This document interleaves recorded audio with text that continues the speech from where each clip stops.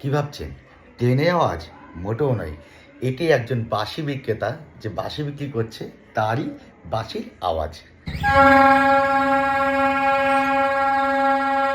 হাবড়ার রাজপথে দেখা মিলল এক বাঁশিওয়ালা।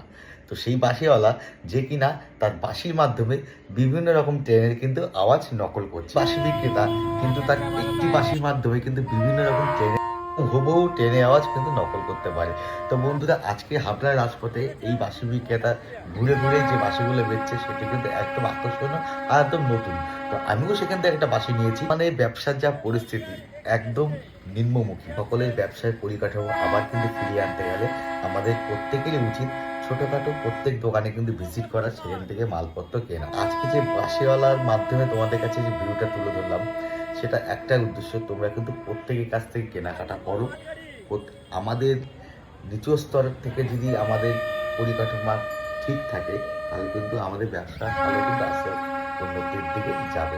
তো বন্ধুরা, আজকের ভিডিওটা তোমাদের কাছে কেমন লাগলো আর তোমরা কিন্তু অবশ্যই কমেন্ট করে জানিও। আর প্রত্যেকটা ছোটোখাটো দোকানে তোমরা ভিজিট করো, শুধুমাত্র আমাদের নিজেদের স্বার্থে, নিজেদের অর্থনৈতিক পরিকাঠামো সচল রাখতে।